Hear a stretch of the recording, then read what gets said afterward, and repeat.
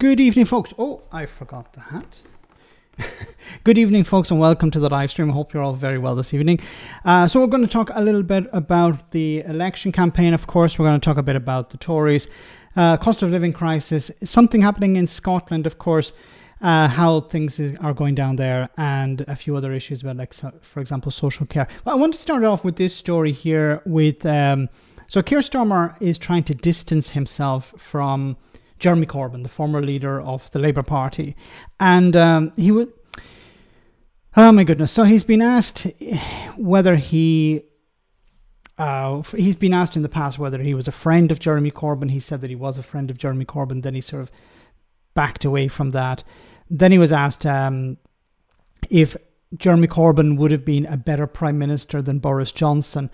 And, you know, well, let's have a listen to a member of the Shadow Cabinet, and let's hear how he responded to this. Sir Keir said last night that he, Corbyn, would have been a better PM than Boris Johnson. Was Sir Keir right? Oh, Nick, I speak very personally about this because those were difficult days in our politics and we each had to find our own way through it. But the key thing is, in 2019, we had that general election and the voters told us definitively, if you're in politics, you've got to listen to voters. And they told us definitively that our party had to change. Keir Starmer led our party through that change. Right. We stand here now as a party that's fit for service because of the change. I wonder if you could listen to the question, respectfully, Mr. Cole. My question was, would Jeremy Corbyn have made a better PM than Boris Johnson? Well, you said the comments that I was making at the time, but the key thing is not what I was saying at the time or anyone else was saying at the time. The key thing is what the country told us at the time, and we have listened, we have changed, we are fit for service, and we are facing the future to seize. I'll try one last time. Are you in accord with your party leader that Jeremy Corbyn would have... Absolutely. As regards Jeremy Corbyn being better than Boris Johnson as Prime Minister?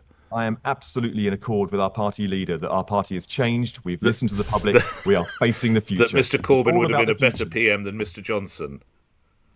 I tell you, I am standing here having listened to the electorate in 2019, and we are less than 2 weeks from polling day. Because you were one of the staunchest voices against Jeremy Corbyn. Okay. Does it matter as FT... SCKCHK says, does it matter? No, it doesn't matter. But I would have simply responded by saying, yes, anyone would have been better than Boris Johnson. A potted plant would have been a better Prime Minister than Boris Johnson.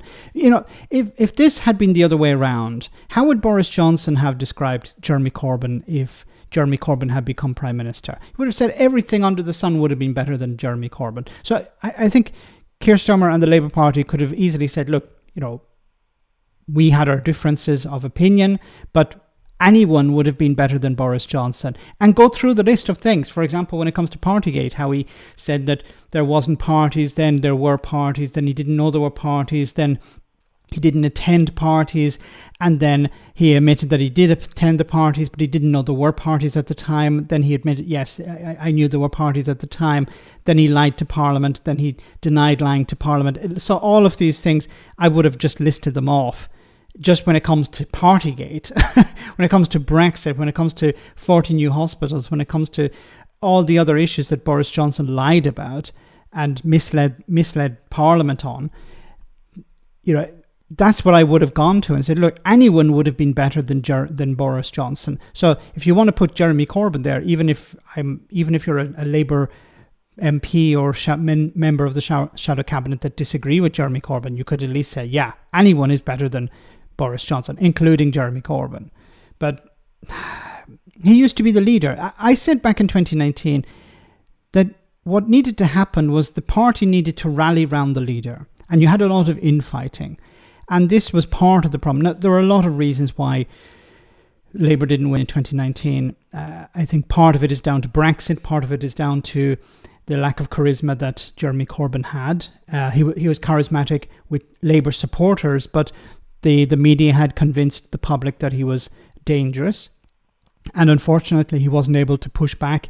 And in some ways, he didn't help himself by not pushing back on that. When he did interviews, he got a bit ratty about it, a bit snarky. He didn't come across very good in interviews. So there are a lot of reasons. Corbyn is part of the problem. Brexit was part of the problem. The lying of the Tories was part of the problem. The media was part of the problem.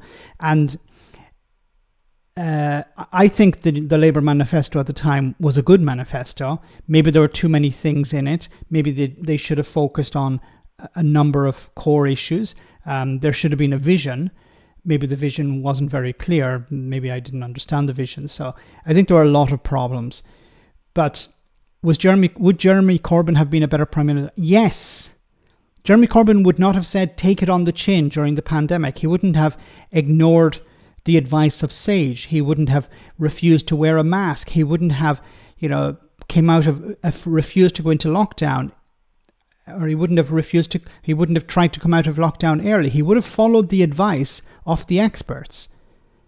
He may not have agreed with everything, but I'm sure he would have been, at least when it comes to the pandemic, 1,000,000 times better than Boris Johnson. Anyone, I could take anyone off this stream, and no offense to anyone on the stream, and you do a better job than Boris Johnson. That's, maybe I'm setting the bar very low there. But Kevin, thank you so much for that super chat. Great to see you on the stream tonight.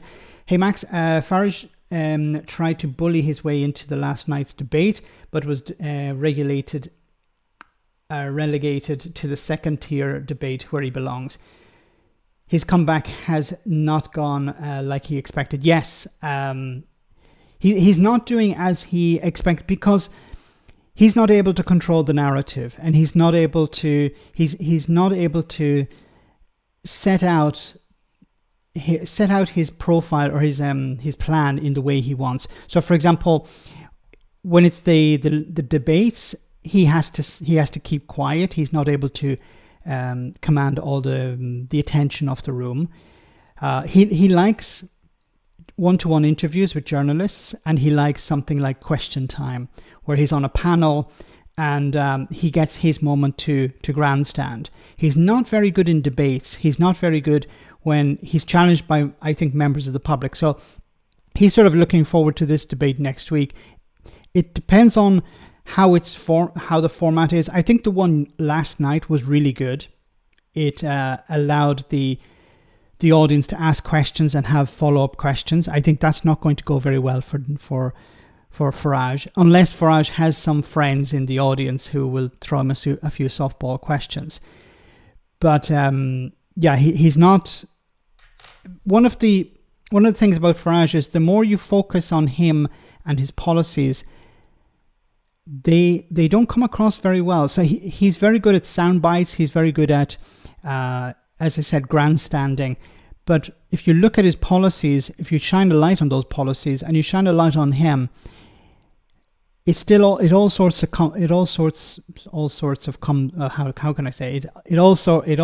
comes apart in a sense. Sorry, I'm a bit all over the place today. Thanks for that. We have another one from Damien. Thank you so much, Damien. A chimp from London would be a better prime minister. A chimp has a brain. I'm talking about potted plants that don't have a brain, and they would still be better than Boris Johnson. Anyone, take a random person off the street, they would do a better job than Boris Johnson because they wouldn't have the arrogance that Johnson has. They would surround themselves with experts. They would actually listen to people because they would be in a situation where, oh my God, what am I supposed to do? I'm in charge of the country. I have to do a good job. So many people rely on me making a correct decision. If the UK wants to rejoin the EU, what should happen?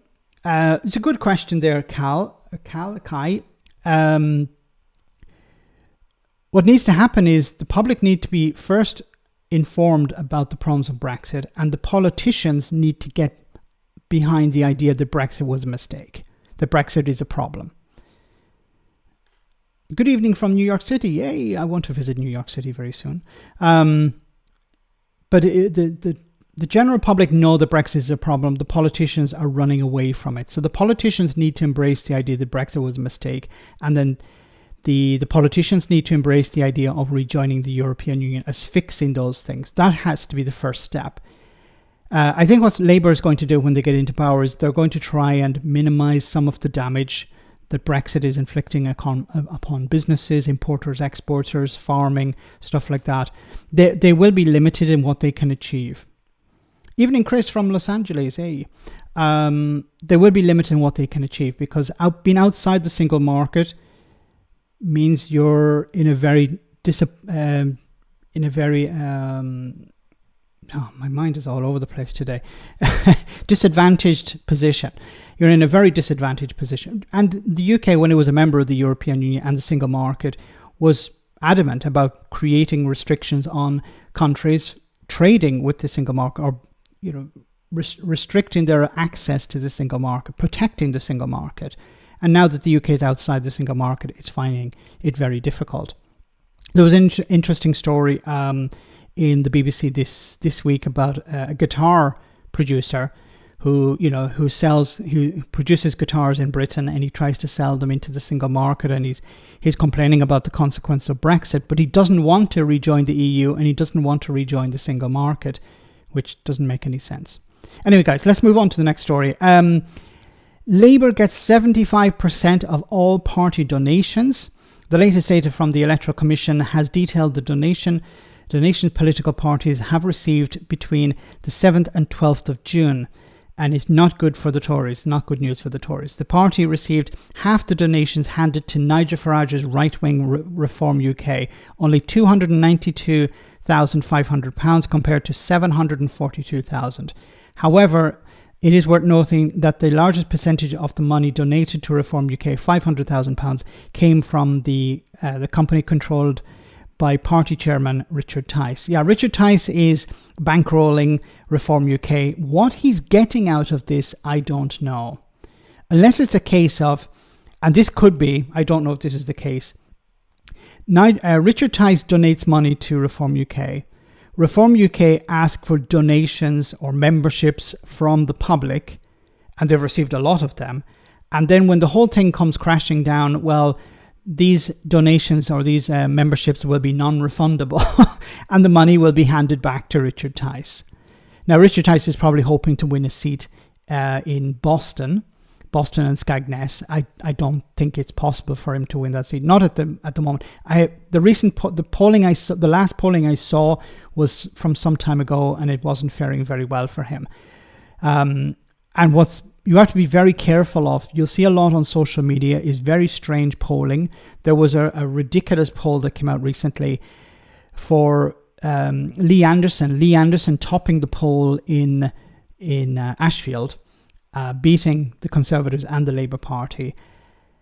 And it seems that this polling was commissioned perhaps by Lee Anderson himself or Reform UK, and it of course promotes. So the thing about polling is, if it's by it could be by you have to check it. Who's commissioning the poll? Who's paying for this poll? So if it's a political party, it could be an attempt to boost support for that political party. And when you see a poll where Lee Anderson is like 40 points ahead of everyone else, then there's something suspect there. It's more likely that Lee Anderson's seat flips back to Labour, but there's still a chance that he could hold on to it, because of course Reform UK are going to plough a lot of resources into that. Ivan, thank you so much for that super chat. If Boris Johnson hadn't eased the first lockdown so early, along with Sunak's Eat Out to Help Out scheme, chances are we wouldn't have had 2 extra lockdowns. As a person with autism, that period was so difficult and confusing. Thanks so much for that support, Ivan. I hope I'm getting the name right.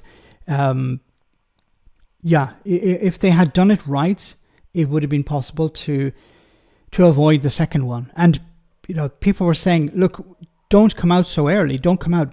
Stay in lockdown an extra few weeks to bring the numbers down.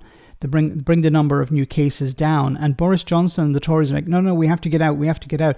And Johnson had turned it into a political football where he was accusing the opposition of wanting to get into lockdown and wanting to get to stay in lockdown. And he was using it as a political tool, which was disgraceful at the time. And now that we look back at it, it was absolutely terrible. But it's still used by the Conservatives to a certain extent. We don't hear that much about it now, but until recently, it was, the Brexiteers were saying how Britain was the fastest out of lockdown, as if getting out of lockdown early was a good thing. Good for some businesses, but not good for the general public. Thanks so much for that. we have another from Brad. Thank you so much, Brad. If you want to silence Farage, play Rule Britannia in the studio. You'll have to rush backstage to crack him off. Oh, God. There you go. I hope they don't have any cameras. Thanks, Brad. Thank you for that wonderful image that is now embedded in my mind that will take a long time to remove. I need a certain type of therapy to get rid of that image. Thank you so much for that, Brad.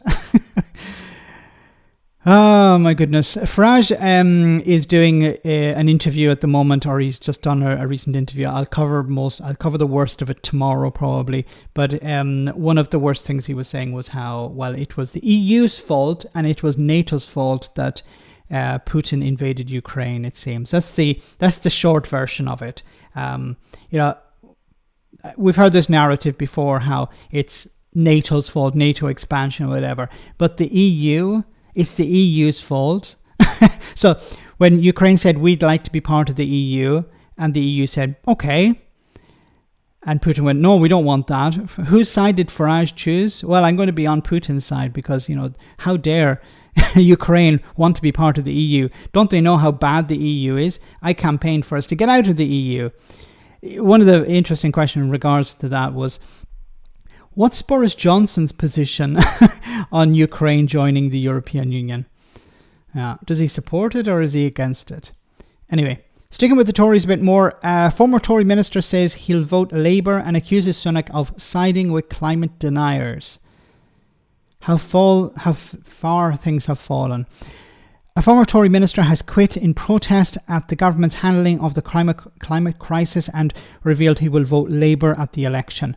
Another blow to Rishi Sunak's faltering campaign. Chris Skidmore, fantastic name, accused the Prime Minister of siding with climate deniers in order to deliberately politicise the transition to clean energy, which shouldn't be politicised. But of course, why is it politicised? Because the fossil fuel industry continue to donate to political parties, and if they donate either directly or indirectly through think tanks, they have the ear of ministers and politicians and are able to steer the conversation in a particular direction, such as, well, renewables are not ready and renewables are a problem and we should stick with fossil fuels for the next number of decades until maybe when renewables are somewhere at par with producing at par with fossil fuels, stuff like that.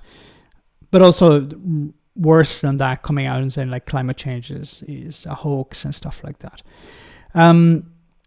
Skidmore wrote in The Guardian, for the first time, I cannot vote for a party that has boasted of new oil and gas licenses in the manifesto, or has argued that net zero is a burden and not a benefit. Net zero, of course, is about a transition to renewable energy where you're no longer reliant on energy, like, for example, gas and oil sold on the international market. If you're producing the energy yourself and selling it to yourself, then you don't have to worry about the international market. If you're producing it yourself, you don't have to worry about a war in the Middle East or a war in Europe, in Eastern Europe, which could impact gas and oil supplies. You don't have to worry about those things if you rely on renewables. And also, it's better for the environment, better for public health. But we don't seem to want to go down that road because certain interests are affected. Anyway, guys, the main story that is creating problems for the Conservatives, of course, is about gambling. So for anyone who has been living under a rock after the last few days, it seems a number of Conservatives, and it started out at just 2, but it seems a lot of Conservatives have been, well, what they were doing was they discovered that the election will be held on the 4th of July. And as soon as they heard this information, which was not made public until Rishi Sunak delivered his speech in front of number 10 in the rain, they placed bets on that. So they knew that the election date would be on the 4th of July. So they went down to the bookies and they placed a bet on the 4th of July, which is, of course, illegal. It's politically problematic, but it's also illegal, I believe. And, Rishi Sunak has now been challenged about this. Sunak hasn't sacked anyone. No, he hasn't sacked anyone because he's too spineless. You know, when it comes to Rishi Sunak, what he should have done, and this is separate from the betting gate or whatever this is going to be called, what Rishi Sunak should have done from the very beginning was not reinstated Suella Braverman. And he should have taken the whip away from, so kicked out Liz Truss and Kwasi Kwarteng. So if he wanted to create a distance between himself and the party of the past, he should have done that. Should have removed the whip from Liz Truss immediately, not wait a few weeks or a few months and then do it when she has built up a lot of support. No, she crashed the economy. She didn't resign quick enough. She didn't resign her seat. Then I'm going to remove the whip. And what it would have done is not just punished Suella Braverman by not reinstating her and Liz Truss and Kwasi Kwarteng. It would have been him showing, I'm in charge now, I'm stamping my authority, and it would have removed any chance of a rebellion. And we've seen rebellions against Rishi Sunak since then, because he's weak, he's spineless, he's too afraid to stand up to the headbangers in his party. If he had done this, and notice how Liz Truss keeps coming back as a ghost to haunt him. He talks about the economy, and then the response, of course, is, well, what about Liz Truss? He tries to distance himself, saying, yeah, but we reset. No, but she's still in the party. She's still creating problems. Anyway, back to the betting. I was incredibly angry when I learned about these allegations. In the same anger that many of you will feel and everyone watching. And it's right that they are investigated thoroughly. These are serious allegations. Right that they're properly and thoroughly investigated, as they are being independently, including a criminal investigation, as you'll be aware, by the police. And what I would say is if anyone is found to have broken the rules, they should face the full consequences of the law. He's angry. Do you believe him? I don't believe him. He's not angry. Look, he's spineless. He can do nothing about this. There's nothing he can do. Because what advantage will there be? There's 2 weeks left before the general election. There's nothing he can achieve by doing this. And it's just, I think he's trying to ignore it, hoping that it'll go away. So this is what Keir Starmer had to say about it. Let me see. I have a problem with the audio. Let me see if I can improve the audio here. Okay, this should be a bit better. The Prime Minister is showing a total lack of leadership on this. Let's look at what actually happened. In relation to a general election, the instinct of these Tories, when the general election is called, is not how do we make this work for the country, but how do I make some money?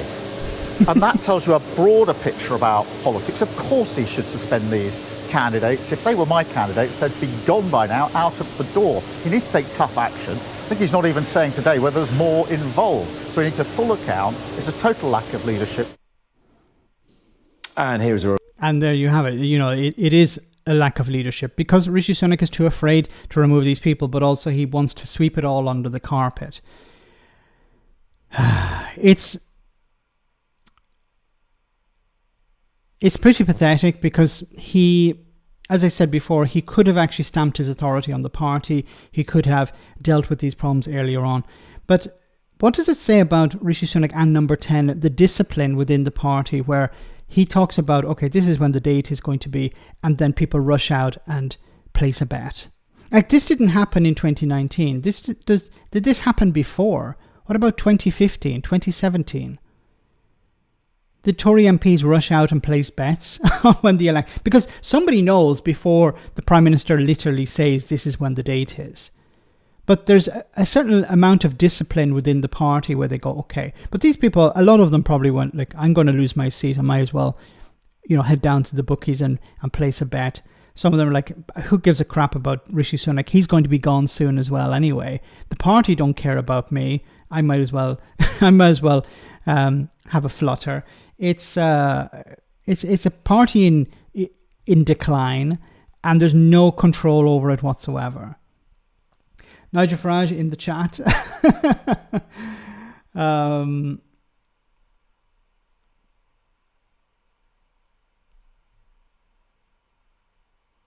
Okay. We're about halfway through the string, guys, so let's take a short comedy moment. I hope you're going to enjoy this one. This one is quite funny, and we'll be back in just a jiffy with more serious stuff. Hope you enjoy this.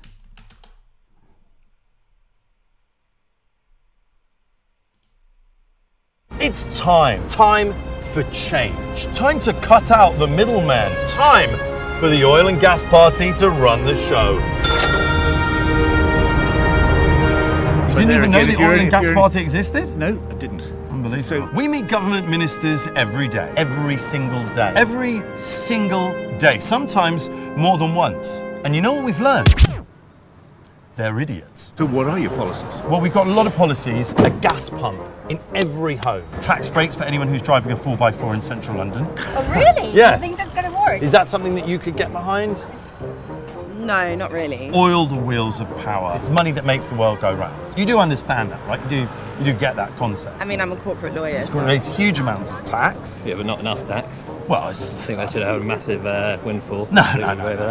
But no one's going to make any money when the Earth is no longer cooperating. But that's because you're listening to that conspiracy theory called global warming. Next you'll be telling me the world's flat. We're only able to extract 100 gas and oil licenses. Just 100, that's it. But really, when we're in power, it'll be thousands more.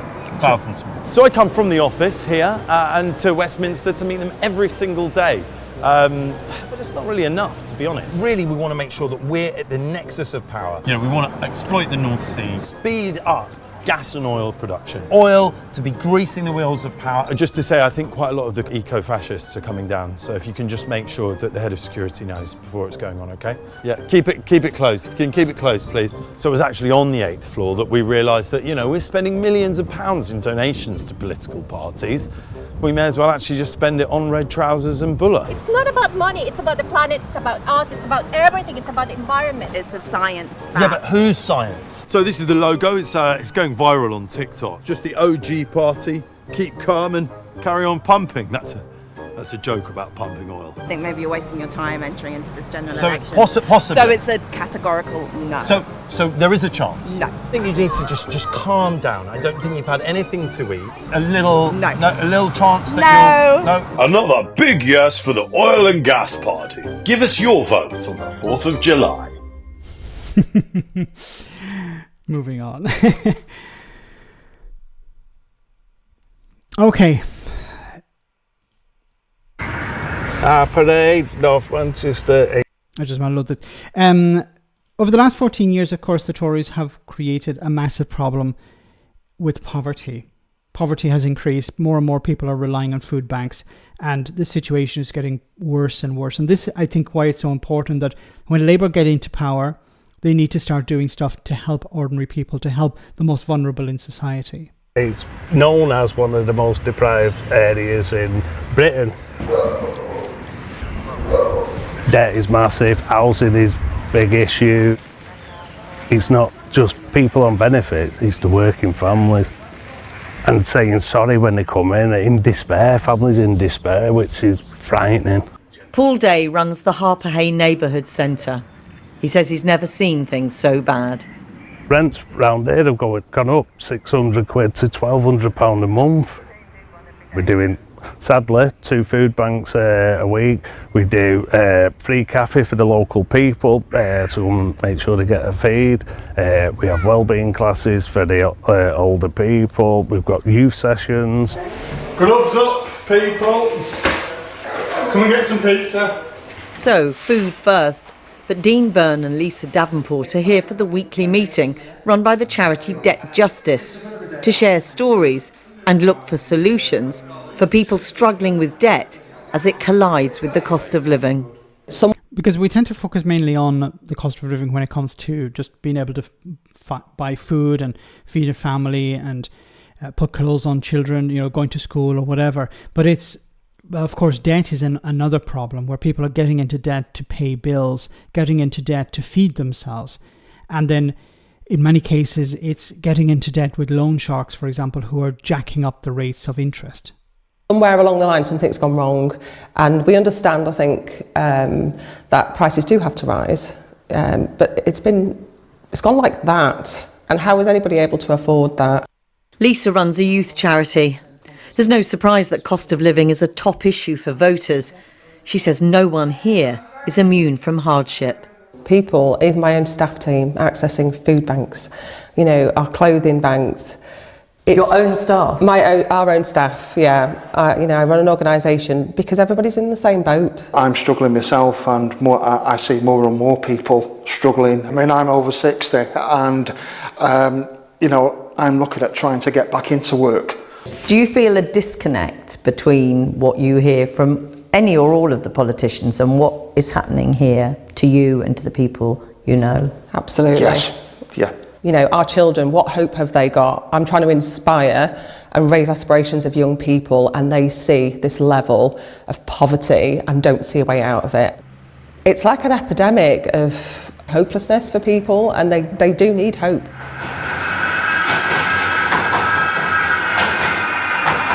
A few miles away in Rochdale. That's why it's a bit disappointing that Labour is now talking about something a bit more ambitious. Like even the Reform UK joke party talked about massive increase in spending in public services. But the Green Party as well said, look, what we need to do is we need to go back to the manifestos of the Labour Party in 2019. We need to massively invest in public services. And Labour, with their manifesto, are taking it very cautiously. I understand what the narrative is. Well, we need to take it cautiously because if we have to carry this Ming vase across an ice rink, if we say the wrong thing, the media will attack us, and then there's a chance that we will, crash, and then the Conservatives will either hold on to more seats or they'll stay in power. But there needs to be something, because we're under this impression that what Labour are saying is they're saying, look, we're going to under-promise and over-deliver. But people need some hope. People need something. How can we rely on that? Because they're not saying that they're going to do that. Keir Starmer and Rachel Reeves have not said, look, actually what we're doing is we're just saying that we're going to, we're not going to increase taxes on the wealthy, or we're not going to borrow, we're not going to massively increase funding for the NHS or public services. But in reality, we will. They're not saying that. So we have to go on what they're actually saying. And what they're saying is not enough. I compare, looking at what's happening and what is happening now, but also what has happened over the last 14 years. It's like Britain after World War II, London after the Blitz. Everything has to be rebuilt from scratch in some cases. Because the Tories have underfunded, they have funneled money in that has eventually gone to the private sector. Look at housing. There are landlords with 40, 50 properties. And then at the same time, you have Farage and others saying, oh, the problem is immigrants coming in.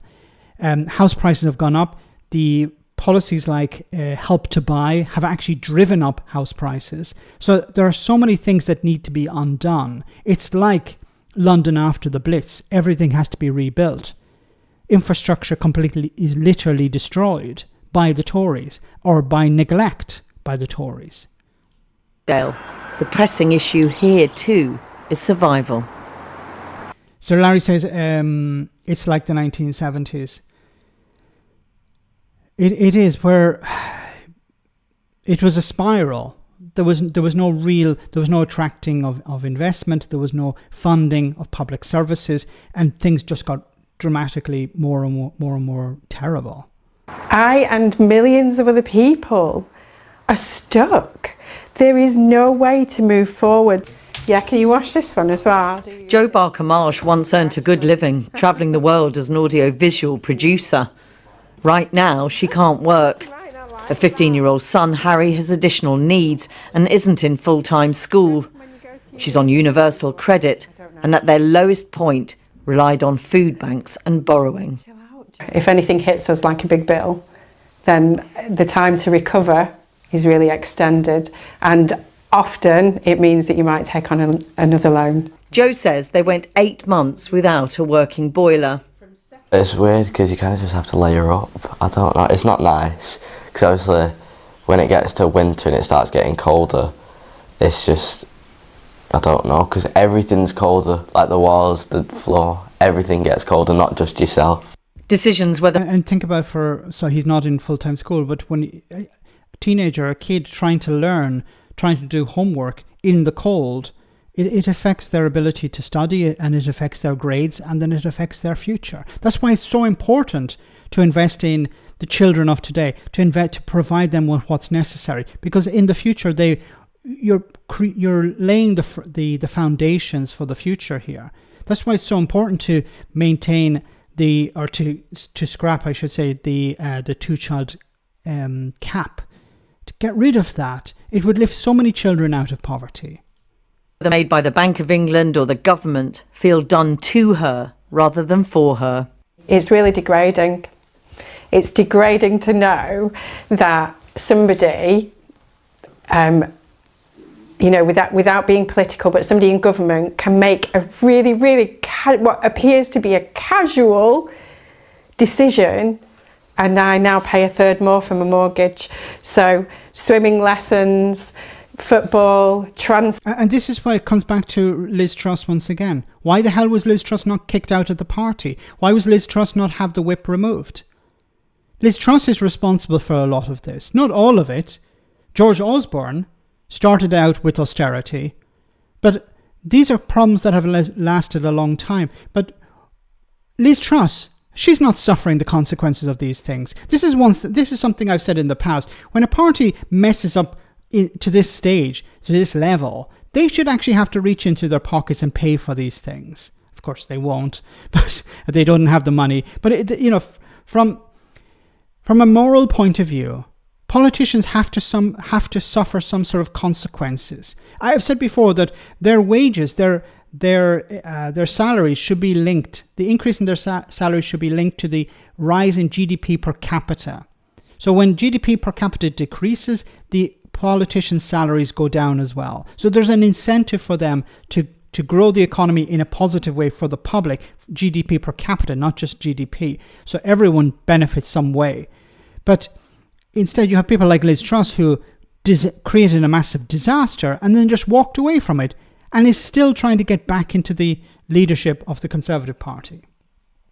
Did you see the Novara media with Cruella's area? I didn't. I think I may have seen clips of it, Stu, but I will check it out. Thanks for that suggestion. Thanks for that support as well.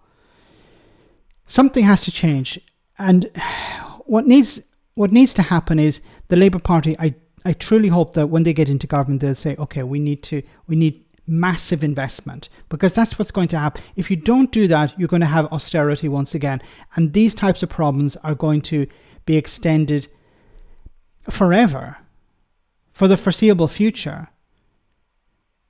If people are moved out of poverty, they can have a better quality of life, but also they can be more productive as citizens.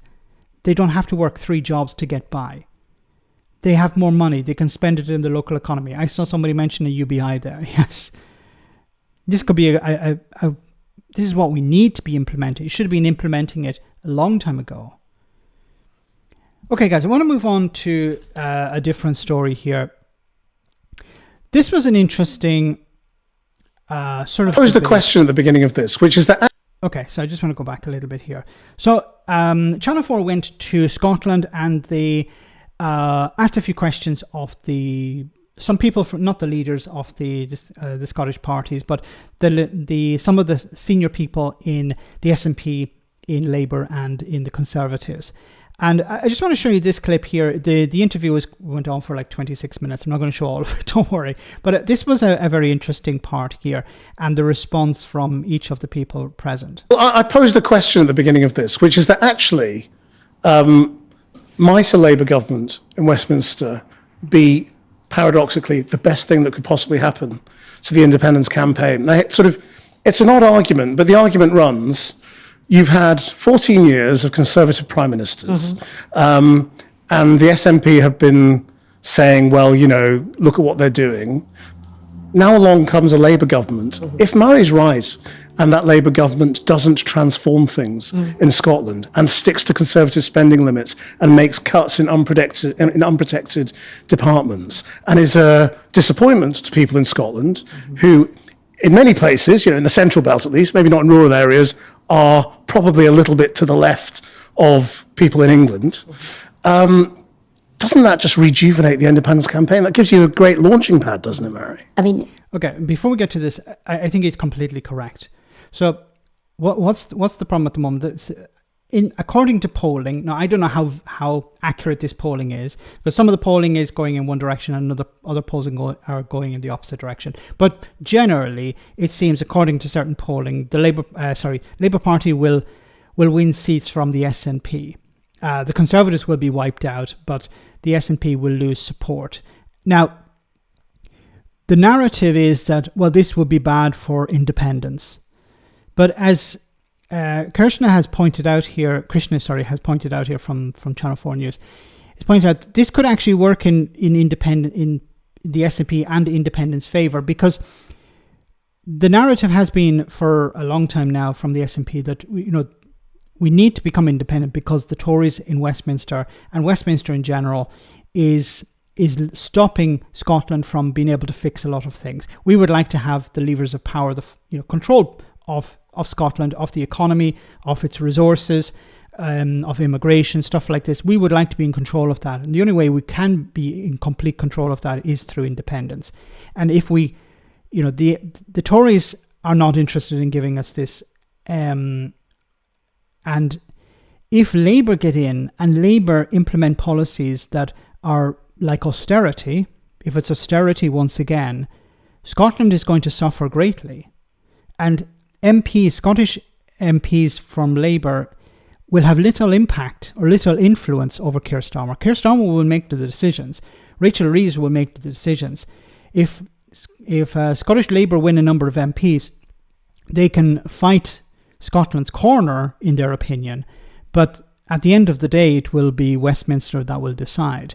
And if this results in massive cuts to public services, reduced money going to Scotland, and less devolution, then of course this is going to rally more people around the independence movement. So it's possible that the SNP will lose out here at the general election. I think they'll probably lose some seats because there will be a lot of MPs who will ride on Keir Starmer's coattails. But there's a chance that if Labour don't deliver, or the opposite, they make the situation worse for Scotland, then they're going to get trashed at the next election, maybe at the Holyrood elections, or this is going to rally more people behind independent. Maybe not so much the SNP, but behind independence. George, thank you so much for that super chat. We need to recover the wealth given to the top 5%. Yes.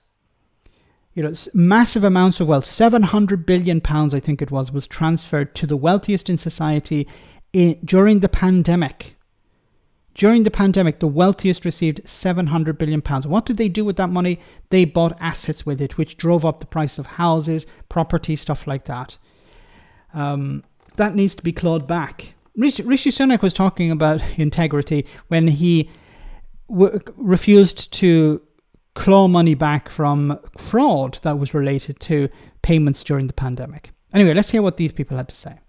You go first. Just absolutely anything for the SNP is a reason to have another independence referendum. So it almost doesn't, whatever the outcome of this election is, they'll say it's a mandate for independence referendum, because they say it all the time, they move the goalposts. So that's the first thing I'd say. The second thing is, I don't think Mary's right. I don't think a Labour government will disappoint. I'm confident in our manifesto. I'm confident in our ability to grow the economy. Look, you can be confident, but Rachel Reeves has already said that there will have to be cuts. She didn't come out and literally say there'll be cuts, but she said the situation is dire and we're going to have to be very fiscally, they didn't say conservative, but tight. We're going to have to be very careful with how we spend money. They said that they're going to grow the economy, and that growth is going to help fund public services. But if there isn't growth, because there are problems with growing the economy, because you can't find the workers you need because of Brexit, It's difficult to attract investment because of Brexit, because you can't find the workers you need. So how are you going to grow the economy? I don't see a path to growing the economy. Rachel Reeves has said stability will help grow the economy. Yes, maybe. It's possible.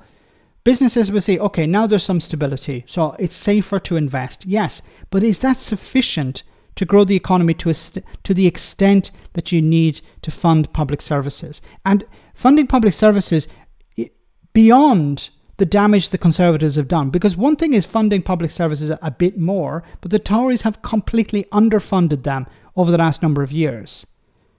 So you have to spend a huge amount of money. You need to see a massive amount of growth in order just to arrive at a level where it's, okay, things are starting to improve slightly. But that will not be enough politically to keep the Tories at bay and to keep the SNP from saying, look, things have not improved under the Labour Party.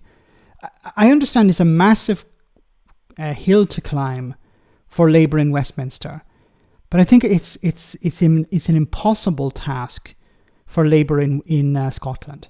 Cavan, thanks so much for that super chat. Very Peach, thanks for that.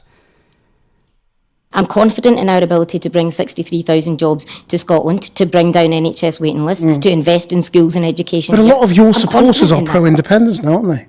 You know, perhaps 1 in 3 Labour voters in Scotland are now in favour of independence. But this election is about who is going to govern. That's an inconvenient truth. She didn't deny it. She didn't say, no, that's not true. Which, of course, is difficult. And this is true. And I know people on the live stream who used to be members of the Labour Party who switched to the SNP, and they probably know people who are in the Labour Party who still support independence, because they support independence, but they don't like the SNP. They prefer the Labour Party. But independence is separate from the SNP. So this is the thing that commentators in London and in Westminster and the Tories in particular try to spin as, well, if support for the SNP is going down, then independence support is going down, because the SNP and independence are one of the same thing. But they're not. We have seen polling for independence remain stable, even though the support for the SNP goes up and down. The UK, and who, when we wake I know, up, but we're talking about what I'm saying is more and more of them might start saying, well, we could do more. And in some ways, we may disagree about the destination in some places, and we know that's the case. There's a plethora of views across Scotland, but what we're saying right now is there is a... Why is she in so much denial? You don't have to be... You can say, look, yes, there are a lot of people in the Labour Party who support independence, but that's not the path that this party is taking. You could just be honest about it and say, look, many people support independence, but that's not what Labour represents. Labour is a unionist party. I don't know why she doesn't just come out and say it. Everyone knows this. It's not like it's some new information. It's something that has to be hidden. She knows it. The reporter knows it. Everyone in Scotland knows it. So why not just admit it? The majority for change, and that is really clear. And anyone you've spoken to in Scotland will tell you that they're sick and tired of what they've got right now. Craig? But Pam, that I think just identifies one of the problems that Scottish Labour have, which is you're looking both ways. And actually, if you look at the Scottish Labour record in the Scottish Parliament, many of those very contentious pieces of legislation that came forward, for example, gender recognition reform, where we're Okay, before this guy was talking about, we need to focus on cost of living, we need to focus on the NHS and stuff like this, and now he's talking about gender recognition. On the one hand, he's saying, you shouldn't be voting for the SNP because they're a one issue party, and then on the other hand, he's saying, well, the problem with Labour is that they focus on other issues when we should be focusing on on the core issues. But then he's not talking about the core issues. Scottish Labour, they were standing with and voting with the SNP on the hate crimes legislation. Where were Scottish Labour standing with and voting with the SNP on those rent controls that have done so much damage, and which we warned about, to the housing availability and housing stock in Glasgow and Edinburgh, which means rather than rents being frozen or falling, are actually going through the roof because they're basically anti-market. Where were Scottish Labour? They were standing with and voting with the SNP. So in many respects, the Scottish Labour Party have aligned themselves with the the SNP on some of those big policies, and that's because you want to try and win over some of their supporters, and that's why you can't give that definition as to where you really stand on that question of independence long term, because you still want to try and cover those SNP support. But they don't. They say that they are a unionist party. I don't know where he's coming from. Roisin, thank you so much for that super chat. Why shouldn't Scotland have the right to decide its own future? Labour is being anti-democratic and anti-self-determination. Maybe something will change. Thanks for that. Maybe something will change in the next Parliament. Maybe Keir Starmer will issue a Section 30. I don't think he will. I don't think people in the SNP think he will. So they'll have to find another way. Alpa or Alba, whatever you want to call them, they want to go in a different direction, but they are so small that they don't really represent a significant proportion of the independence movement. But I don't know what the argument is now for not giving another referendum.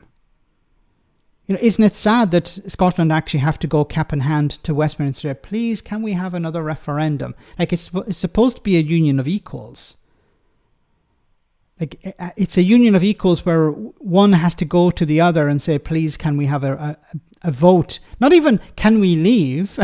Remember, there's a massive difference between having a referendum and voting to leave the union as part of that referendum. But Westminster is denying a referendum in the first place. Like, on the one hand, they say, and it's a bit like in Northern Ireland, they say, the union is strong, nobody wants to leave the union. Can we have a referendum to test that theory? No, you can't. You had one 10 years ago, that's enough. Nothing changed. Nothing has changed in the last 10 years. Nothing. Can you imagine if this was applied to Westminster elections? Boris Johnson wins in 2019. Boris Johnson remains Prime Minister for a generation. Would people be happy with that? People say, that's okay. You know, we voted for Boris Johnson based on lies in 2019, but we have to stick with him for the next 25 years.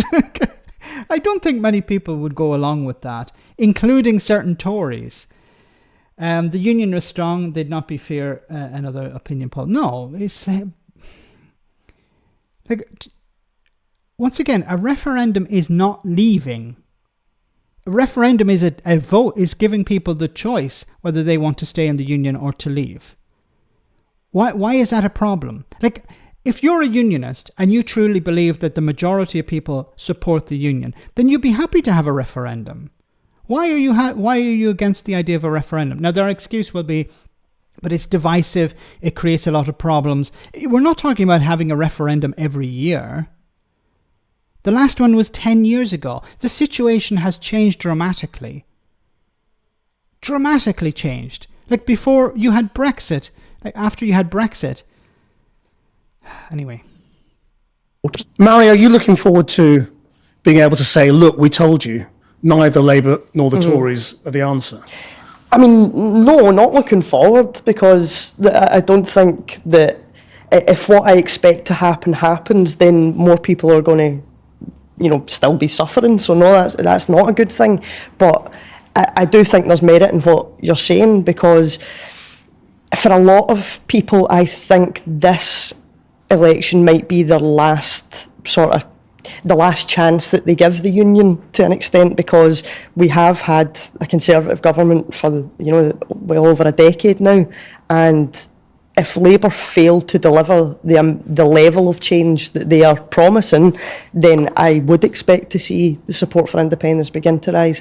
And the thing that always frustrates me about this, and particularly, I suppose, more with Labour politicians and party members, is I actually think the unionist parties have the most to gain from independence, because it would allow Scottish Labour to actually be Scottish Labour without having to worry about what's being said or approved down in London. It would allow the Conservatives to sort of sever that toxic sort of connection, or the muscle memory of Thatcher and all the rest of it. Whereas the minute Scotland becomes independent, the SNP served its purpose. That's where I think politics in Scotland could actually be really exciting and really hopeful, and that we would finally have a breakdown of parties who were making promises that they, presuming they win the election, they would have the powers to either deliver on it or not deliver on it. And it makes perfect sense. And I've said this before, that after Scottish independence, you would probably see the SNP dissolve into a different, because it's a broad church. You have centre right, you have centre left, you have socialists, you have other groups within the SNP. People who have joined the SNP with the focus of being part of an independence movement. So if Scotland did become independent, eventually it would dissolve, the SNP would dissolve, and you would have political party. You'd have a socialist party, you'd have a Labour Party, but as Mary Black has pointed out here, you would have a real Labour Party that would be independent from Westminster, because as we know, let's call a spade here. The Labour Party in Scotland take its marching orders from Westminster. Like, there was a recent thing where I think it was the two child cap. Scottish Labour supports getting rid of it, but Westminster Labour are not talking about getting rid of it. So in that argument, who's going to win out? Well, obviously Westminster is going to win out, because Westminster is the bigger party. Westminster is where the head office is. So Westminster will win out that argument. I'm not saying that Labour in Scotland can't push forward an argument and try and convince people, but if they have like 3 or 4 MPs in Scotland, or even let's say they have 10 MPs or even 40 MPs in Scotland, they're not going to have the numbers that are going to be able to convince the rest of the Labour Party to go down a certain road, especially if it's something Scottish related. And if it's something that benefits Scotland and not England, you're not going to be able to get legislation through. You're not going to be able to convince English MPs to do something that would damage England at the expense, do good for Scotland at the expense of England. So that's not going to happen. But if Scotland was independent, then the Labour Party in Scotland would be like focused just on Scotland. So I think Mary Black, while I understand this may rub some people the wrong way, be like, hey, wait a minute, we're still a unionist party. When you're trying to sell it as a benefit for unionists, it's not really. But from a political point of view, as a party, a Labour Party or Conservative Party in Scotland, yes, you would actually be able to campaign on something that would benefit your Scottish voters, as opposed to trying to convince people, like back in 2019, Boris Johnson is great for Scotland. Rishi Sunak is great for Scotland. Liz Truss is great for Scotland. Scotland can get rid of them if they don't promise on it. So again, for me, independence is a hopeful thing rather than it being, a sort of native, or anything based on nationality. So, yeah, I'd recommend watching this entire clip. It's like 26 minutes long, but it is very interesting. They talk about some very interesting stuff. But I just wanted to touch on that. Scotland will be an interesting place to watch, of course, during the election night, because you could see some massive changes there. Now, I want to go back to donors to different political parties here. This was quite interesting. John Craig, our chief political correspondent here. We've got this list of donations. I mean, to me, it seemed pretty surprising. You've been in this business longer than me. What did you think? You normally expect to see the Tories at the top of the league table for political donations with all their big business friends. Tory donors are on strike. Look at this league. I love John Craig. Maybe they're on the picket line with Mick Lynch. Table. Labour, nearly £4.5 million there. And second place, Reform UK, 742,000. Now, for Labour, this is wonderful. Almost £4.5 million in donations. From where? See, we come back to this old nugget. If millionaires and billionaires donate to political parties, millionaires and billionaires generally, not always, but generally want something in return. Now, that can be a peerage, it can be a PPE contract, it can be some sort of influence over policy. Maybe don't introduce a tax or introduce something that would benefit me, a loophole, for example. So this is why I think, while looking at this, people in the Labour Party would say, oh, this is wonderful. Look at all the money we have now to campaign. And, you need money to campaign. But money is corrupting. This is anti-democratic. Because once again, who are the party listening to? Are they listening to voters or are they listening to donors? Especially if these donors are massive donors who want something in return. 1,000. Liberal Democrats in third, 335,000. In fourth place, the Tories, less than 300,000, 292. That is relegation form. And worth saying, you know, with a couple of, like, there was a big donation from Lord Sainsbury, there was a donation from Richard Tice, but, you know, that doesn't account for exactly what we're seeing here. Also, can I ask you who? Tell us a bit about the actual donors. Well, let's go from the top. Labour, yes. Lord Sainsbury from the supermarket dynasty. Always been a big Labour donor over the years. He was a minister under Tony Blair, big Blairite. He's back big time. 2.5 million. Also, Why is he donating £2.5 million to the Labour Party? Also, 900,000 from Gary Lubner. He's a regular Labour donor as well. He's the Autoglass windscreens tycoon. And then there's one of 700,000 from Martin Taylor, a hedge fund boss. So, sorry, what? A hedge fund boss. Okay. We also had one from the ASLEF trade union, the train drivers union. But the trend seems to be, doesn't it? They're relying on millionaires and tycoons rather than the trade unions now. And this is a problem. Like, there is a problem, of course, relying on the trade unions because the trade unions obviously care about their members.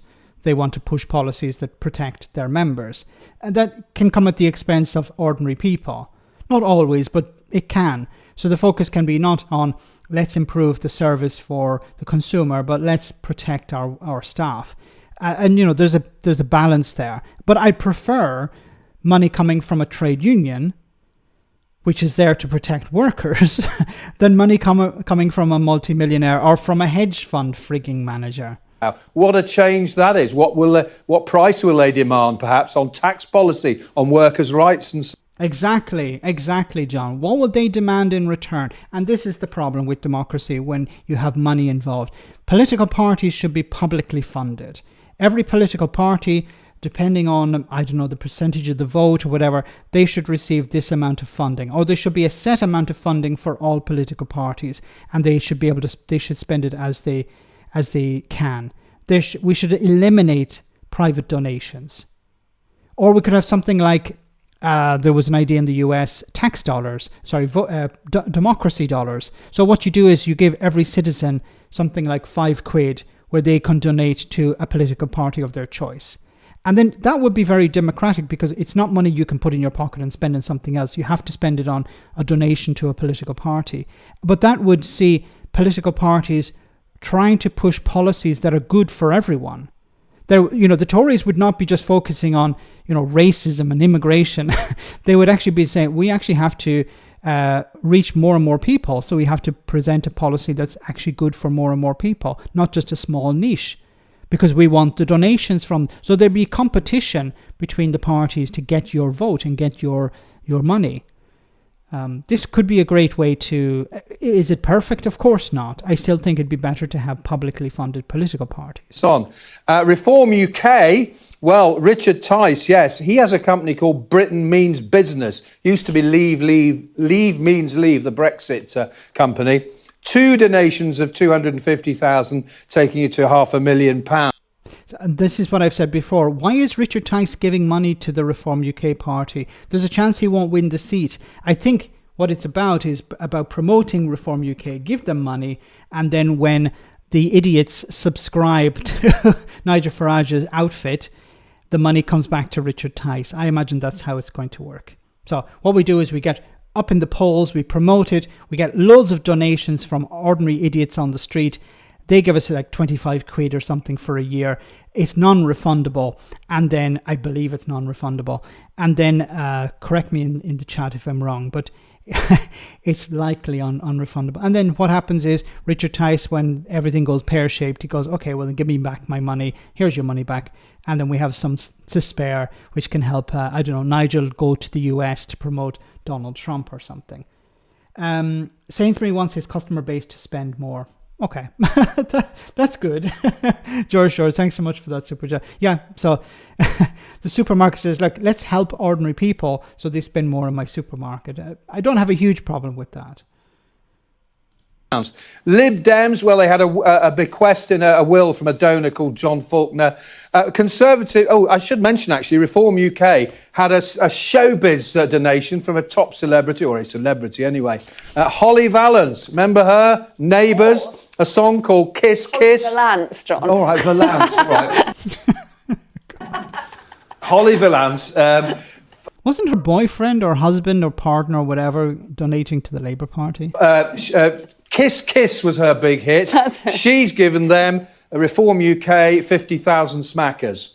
So anyway, on to Conservatives. Well, no big donors. This is the thing. Nothing above £50,000. So they're on strike. Disillusionment of the big donors. Why throw money after bad? Perhaps the PM needs to tap up his millionaire heiress wife, but then, why throw good money after bad? Well said. So Rishi Sunak could lead all of this if he just asked his wife for, hey, wifey, can you give me some cash again? And she's like, no, why would I do that? And Rishi Sunak isn't even bother going to her, I imagine, because he knows it's money down the drain. He'd be better off betting it on something. So guys, we're almost at the end of the stream. I want to say thank you so much to everyone who came on. Thank you so much for your super chats. Thank you so much for your support. Before we finish, we have our one for the roast. So make sure to check out the Sunday roast this Sunday. We have some wonderful guests for the Sunday roast. And thanks to the moderators. Thanks to everyone who sent a super chat. We have one just in before we finish from Ninja. Thank you so much, Ninja Vestos. I never thought I'd dislike someone more than Boris Johnson. After what he and Rishi Sunak did during Partygate, and then Fishy Rishi came along, at least Boris Johnson had charisma. This is no endorsement, Boris. Yes, it's thanks so much for that, Ninja. Yeah, at least Boris Johnson wasn't so racist. That's the thing. Rishi Sunak hitching his wagon to Nigel Farage and the worst people in society. I'm looking back at Boris Johnson. He mentioned immigration and stuff like that, but it wasn't as bad as this on immigration. I'm not saying Boris Johnson was good in any sense, but it's terrible that Rishi Sunak has gone so far to the right, because I don't actually believe he deep down thinks these things. Like Brexit, I don't think he campaigned for Brexit on immigration. It was more about let's help businesses make more cash. But it's quite sad to see him lurch to the right just to win a few votes from racists and bigots. Thanks so much for that super chat at the end. Thank you, everyone else. And before we finish, we have this one for the row. I hope you enjoy this. It's very funny.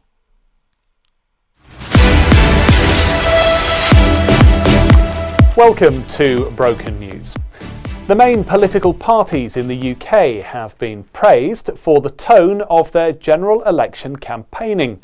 There were fears that it might have become the most batshit campaign in living memory, but thankfully that hasn't happened. Our political correspondent and women's health expert Spatchcock Adams joins us from a totally different part of the Broken Newsroom now with the latest. Spatchcock, thanks for joining us. Some pundits were worried that Rishi Sunak might incessantly lie out of his tiny arse while repeating the words "our plan" until they lose all conceivable meaning, and then, as a last resort, desperately ask for help from the lumpy wine-soaked pissbag Boris Alexander de Pfeffel Wurzel Gummidge Johnson. Yes, Eric, and thankfully that hasn't happened. There were concerns too that the pint-sized pissy PM might, like a scene from a shitful weddings, beg for our votes in the pouring rain instead of a ready-made, bone-dry, multi-million-pound Russian-funded briefing room. Or that he'd choose to honour the sacrifice of the D-Day veterans by refusing to sacrifice a tiny bit of his afternoon. Or that his closest sycophantic fanboys might use insider knowledge to place bets on the election date for fun.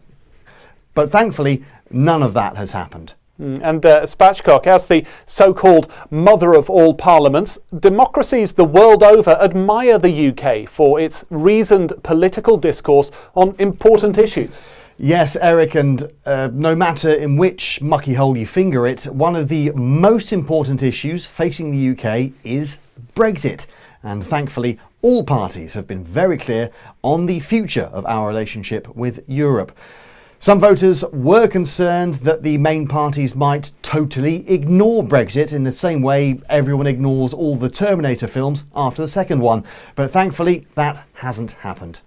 And Spatchcock, on domestic policies, there were fears that the Tory party would start throwing any old stinky shit against the wall in the desperate hope of clinging on to 3 wrinkly, racist septuagenarian voters in Wiltshire.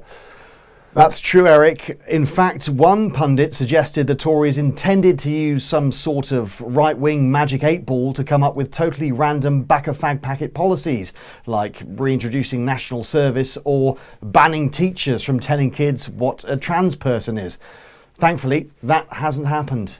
Yeah, and there were worries about the opposition too, Spatchcock, weren't there? One columnist saying that the Labour Party might run focus groups on how high Sir Keir Starmer should roll his sleeves up. Indeed, that wasn't the only worry. Some feared that Sir Keir might get stuck in a robotic vocal loop where he can only say the words, "My dad was a toolmaker, my bob was a nurse," until all of our ears started bleeding. But thankfully, that hasn't happened either. Staying with the opposition, and there were also concerns that Nigel Farage might dig himself up from his own faeces and fag-filled political grave and parachute himself into an easily winnable Brexit-bummed seaside town like some zombie paratrooper Poundland Enoch Powell. Thankfully, none of that has happened. And of course, Spatchcock, there were fears that Ed Davey of the Lib Dems might provide a legitimate third-party option instead of repeatedly falling into bodies of water in front of news cameras because he's desperate to make a splash. Spatchcock, thank you.